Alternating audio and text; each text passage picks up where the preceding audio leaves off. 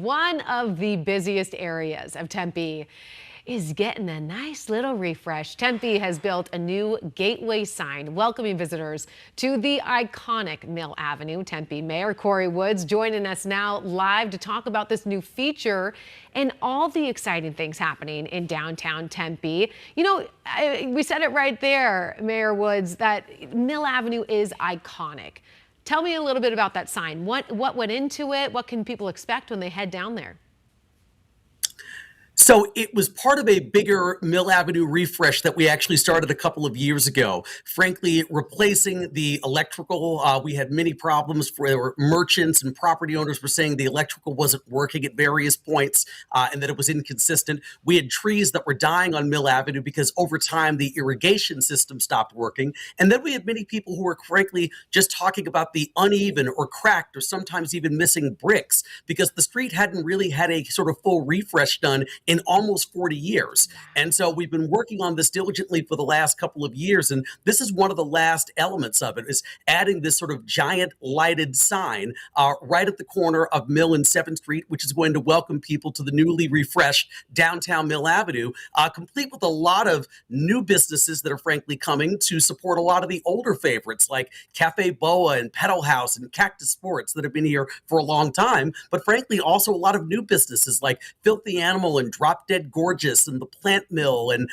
retail therapy. So there's a lot of great things happening in downtown, but we really are excited about this new gateway sign of the entire refresh to welcome people back to an area that truly is iconic. It is. And, you know, it's definitely been needed. You said it yourself. It's been decades since you guys have been able to really get things going.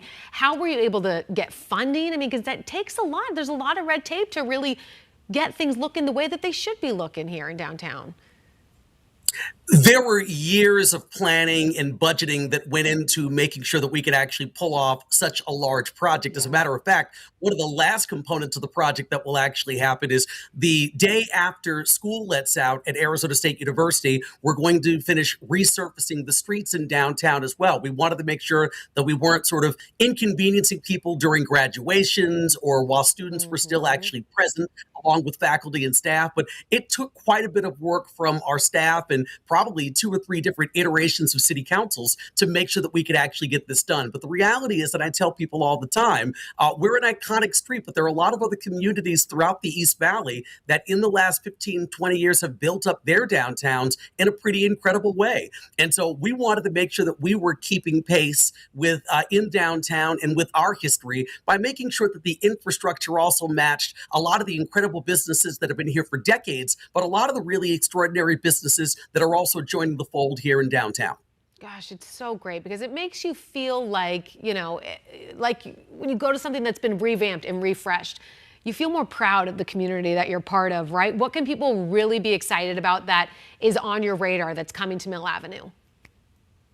Well, I mean, not only just sort of the infrastructure issues, because I mean, one of the common things I would hear, just being candid, I would talk to many times women who were in high heels who would walk down the street on downtown Mill and say, I'm wearing heels and I'm tripping because these bricks are all out of place. And I understand the red bricks are iconic, quite honestly, but I don't want to walk and feel like I'm going to take off and take flight while I'm walking down the street. So since the new streets have been installed in the downtown, I've heard rave reviews about just how much more comfortable and even and safe things frankly are. We've added over 100 new trees into the downtown. So as those trees continue to grow and mature, we're going to see shade, which means that we can really program the street not 9 months out of the year, but a full 12 months out of the year, which is fantastic. But also lots of new businesses. I mean, Novel Ice Cream and the owners of Glybon opening up their second concept in downtown.